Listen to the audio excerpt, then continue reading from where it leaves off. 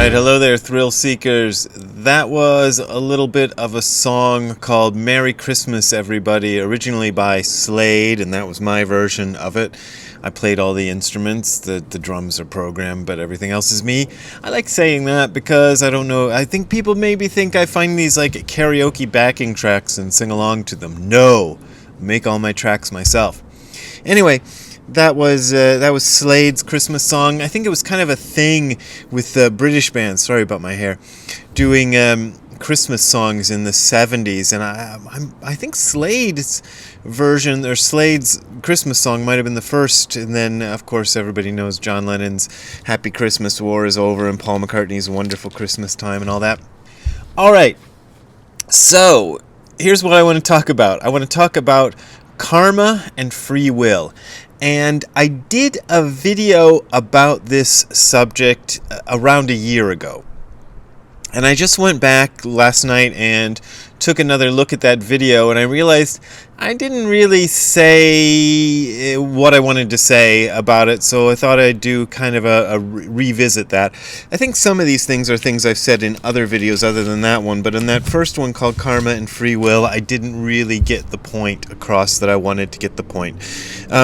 And okay, speaking of John Lennon, this mania to talk about this subject got started because on Twitter I've been following Sean Ono Lennon, John Lennon's son, who put some interesting things on Twitter. But I like him because I think some of his music is really great. Like the what's it called, the Ghost of a Saber-Toothed Tiger album.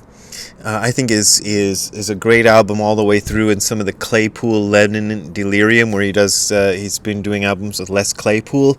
Those are some great things. But he mentioned something. Ziggy, what are you doing? He's gone in this kind of I don't know, rant lately about free will and about how he believes in free will, and anybody who denies free will is stupid. And so I put on there, I put a comment on, which you probably didn't even see, that I said, listen to the koan. Ziggy, what are you barking at? What are you barking at? I said, the koan Hyakujo's Fox is about free will. And somebody else commented back saying, oh, I thought it was about karma and not free will. And I think there is a strong connection between karma and free will. For a long time, I thought that Western philosophy had... I think this is not what I thought. This is just a kind of obvious thing I think most people know who've looked at Western philosophy. Western philosophy has long had this debate about whether or not free will exists, or determinism versus free will. And then when I would look at Eastern philosophy, I would see that this debate seems to be absent. And it took a long time, but I finally figured out, the debate is it's something that's talked about in Eastern philosophy too, Hinduism and Buddhism, only they don't couch it in terms of free will. They talk about it in terms of karma and cause and effect. Now, the thing that I read, or what I read from in that earlier video about free will, comes from this little book called Be As You Are, The Teachings of Sri Ramana Maharshi, edited by David Godman. And the very end of this book, on page 217, Karma, Destiny, and Free Will. There's a little chapter called Karma, Destiny, and Free Will. And here is what David Godman, the guy who put this book together, has to say about the subject, and this is what I talked about in my previous video. The theory of karma is common to many Oriental religions. In its most popular form, it states that there is a universal accounting system in which each individual must experience the consequences of all his actions, karmas. So karma means action. Good action brings good results, and bad actions inevitably result in suffering to one who does them. The theory also states that the consequences of actions, also known as karmas, sometimes called karma vipaka. Ziggy, what are you barking at? Can I make a video? Oh, yeah. The theory also states that the consequences of actions, also known as karmas, need not necessarily be experienced in the present life. They can be carried over to future lives. Because of this, several subdivisions of karma have been postulated. The following classification, which was used by Sri Ramana, is common to many Hindu schools of thought, and it goes: 1. Sanchita karma, the store of karmic debts accumulated from previous birth. 2. So let me see if I can get this. Prarabdha karma. That part of one's sanchita karma which must be worked out in the present life. Because the law of karma implies determinism in human activities, prarabdha is often translated as destiny. And agami karma, new karma accumulated in the present lifetime, which is carried forward into future lives. Now that's the Hindu way of classifying it. Dogen doesn't use these words, although he may use a Chinese version of these words. I don't know, because I can only remember how the chapter goes in English, but there is a chapter which he talks about karma in the 3 times. And this is roughly... Oh, Ziggy's peeing. Oh, can you see that? Oh, you can't see that. Well, now you know that Ziggy is peeing behind me, but you can't see it. So this is roughly, this is not exactly equivalent to the 3 kinds of karma that are talked about in this book, but it's a similar idea that there is karma that you must experience in this life, there's karma that you must experience in the next life, and there's karma that you must experience in future lives way on down the line. This gets into a whole thing about who experiences the karma and whether there's a soul or not, but I'm going to leave that aside for now because that would just bog down the discussion too much. I want to talk more about karma and free will. Now, I mentioned the koan Hyakujo's Fox to Sean Ono Lennon, and this is the first place in which I read that koan. This is Buddha is the Center of Gravity, Teisho, which is talks of Joshu Sasaki Roshi at Lama Foundation. And this book is impossible to find, except you can find it online at Terabest, the website Terabest. You can find, I believe, a PDF of this whole book. So if you want to go, don't try finding the book itself, because it'll cost you a fortune. This one cost me you can see, it cost me $4. But you try finding it for $4 now, you're not going to. It's like hundreds of dollars now. But since this is the first version of the koan Hyakujo's Fox I ever heard, it's the one I have the kind of most strong emotional attachment to. So it's the one I'm going to read. There's a lot of translations of this. Nishijima Roshi and Mike Cross translated it 2 times in the books, in the Shobogenzo books, in their Shobogenzo translation. I don't think they used the same translation each time. I think they retranslated it each time, because Dogen uses this koan in 2 of his essays, and I wrote about it in a bunch of places.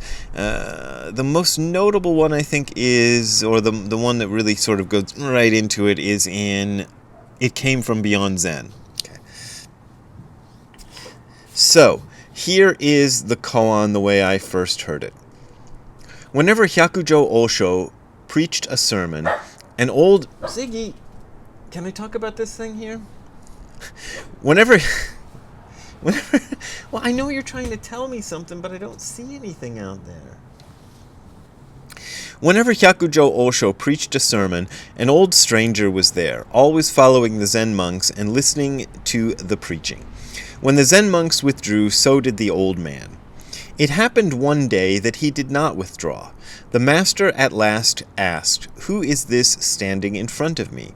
The old man replied, "Well, I am not a human being. In the past days of Kasho Buddha," and the parentheses here says, a Buddha who lived about 2 million years before Shakyamuni was born. I don't know if that's the usual thinking of when Kasho Buddha existed, but he's a Buddha who's supposed to be, who have existed in the long, long, long past. Okay, I was head of the monastery on this mountain. One of my students asked me, "I know well that all beings are subject to the doctrine of cause and effect, aka karma. I also know that a Zen master is free from every doctrine. Both of them are doctrines of Buddhism. Now I want to ask you if a Zen master is subject to the doctrine of cause and effect or not. And often, though, the other translations of this go, say, a person of great practice, but Zen master and person of great practice is kind of the two ways of saying the same thing. Doesn't necessarily mean a certified Zen master, but, that's it. I replied, this is the fox talking. Oh, we didn't find out he's a fox yet. Okay, sorry. I just gave you a spoiler there. Anyway, I replied, not subject to the doctrine of cause and effect. Ziggy, are you subject to the doctrine of cause and effect? I'm going to have to go see what he's barking at if he doesn't. Okay, hold on. Okay, I just checked, and I think Ziggy was barking at leaves falling down, so that's important. So I replied, not subject to the doctrine of cause and effect. Since then, I have lived 500 years as a wild fox. Now, Master, will you please put another word in place of mine and deliver me from the bondage of being a wild fox? And finally he asked, is a Zen master subject to the doctrine of cause and effect or not? The master said, the doctrine working of cause and effect is as clear as noonday. That's the way I always remember hearing the answer. The first answer that he gives in actual Chinese, or Chinese in the way Japanese people pronounce it, is fu raku inga. Inga means cause and effect, fu means not, and raku means to fall. So not falling into cause and effect. And the second answer that the master gives, that Hyakujo Osho gives, is fumai inga. Fumai inga. So inga, cause and effect, fu, not, and mai means unclear. So not unclear about cause and effect. So the doctrine of working of cause and effect is as clear as noonday is a good translation. I like it. The old man at these words was completely enlightened. He made a bow and said, I was already free from the bondage of being a wild fox body, and have been living at the back of this mountain. I am sorry to trouble you, but would you please perform my funeral according to the regular ceremony of a dead monk? The master instructed the head monk to tell everyone that after the meal a funeral rite for a monk would be performed. The monks said to each other, we are all well, no one is in the infirmary, what's going on? After the meal, their master simply took them to a cave behind the mountain and took out a dead wild fox with his stick, and then performed the ceremony of cremation. When evening came, the master entered the sermon hall and explained to the monks what had happened. Obaku, who is also known as Huangpo, immediately asked, the ancient happened to answer wrongly in one word and was changed into the body of a wild fox for 500 lives. If time after time he had given no wrong answers, what would he have been? The master said, come forward and I will practice what is not wrong. Obaku thereupon came forward and gave his palm to the master's palm. The master clapped his own hands and laughed. He said, I thought Bodhidharma's beard is red, but you said the man with the red beard is Bodhidharma. So Bodhidharma is the person who's credited with bringing the Zen form of Buddhism to China, and he's supposed to have a red beard, and that's what that's about. Often the translation of this koan has Obaku slapping Hyakujo, and I remember seeing somewhere where, I don't know if it's in this book or somewhere else, why Joshu Sasaki preferred to have them hitting each other's hands rather than Obaku slapping him. But anyway, that's the story. Okay, so what does this have to do with cause and effect? Well, the idea is, and this is present in certain doctrines within Hinduism and also within Buddhism, that, and it's in this koan too, that a person of great practice, a person who has realization, an enlightened person, is free from cause and effect. So to be bound by karma means to be determined, to have a life that is completely determined. So everything is determined. You have no free will. And to be free of karma means to have free will. That's so even though these ideas are not exactly the same, they I don't know, how do the kids say it? They map onto each other very well. They're not exactly the same, but they're pretty close. There's nuances to free will determinism, and there's nuances to karma that aren't included in each other. But in terms of what I want to talk to you about now, they're pretty much the same. So bound by karma or not bound by karma. And so the idea is that only the enlightened person is not bound by his karma.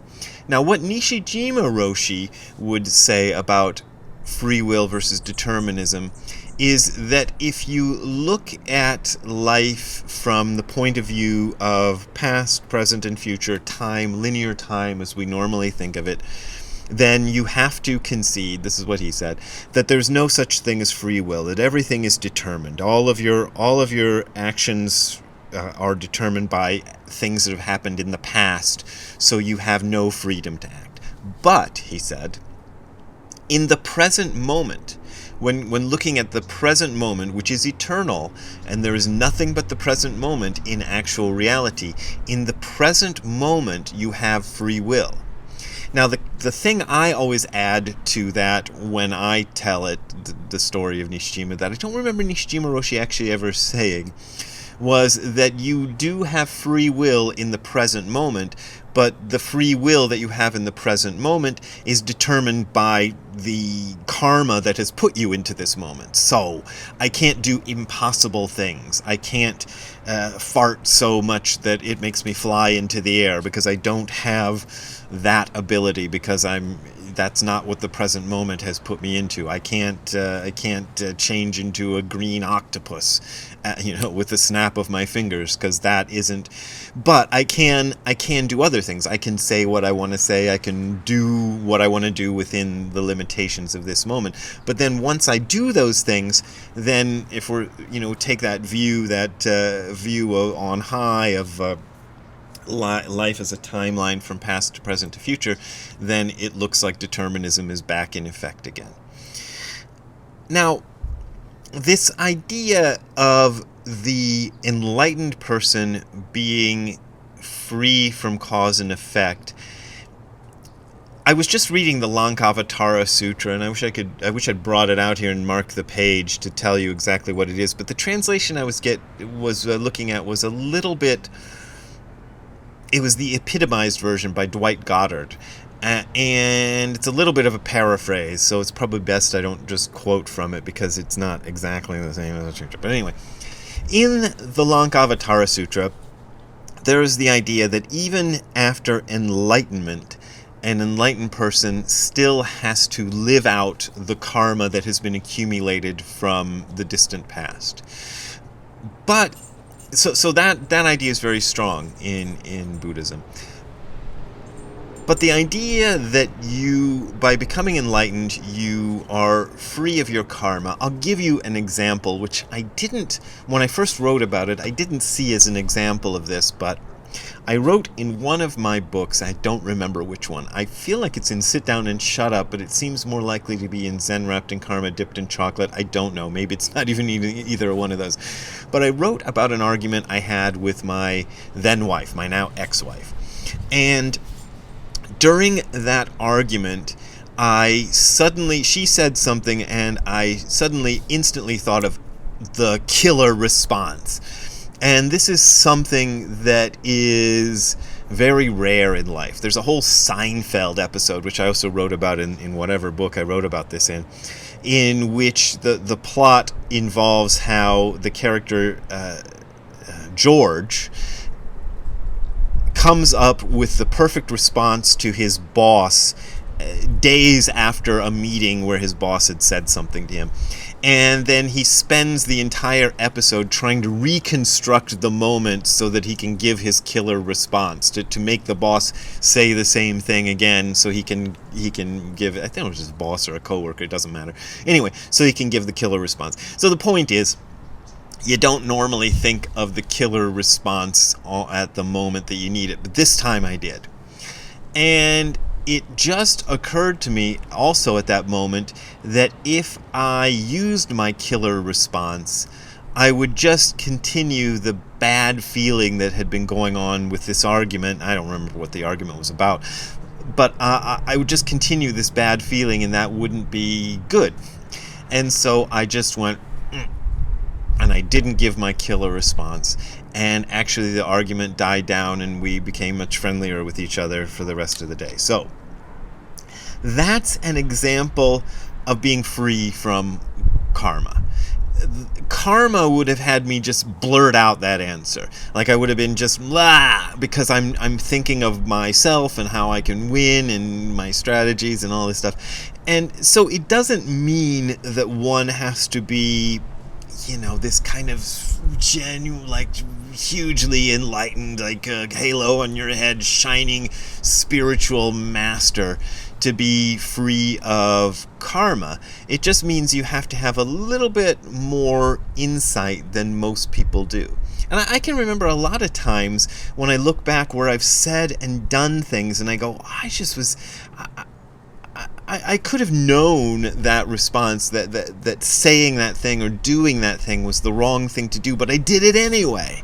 And I can think of, examples where if I think about my past, it's like remembering being sleepwalking through life and just going blah, blah, blah, blah, blah, doing things and having no real control, but thinking that I had control. That's the illusion of free will. So I would say that for what most people experience as free will is an illusion.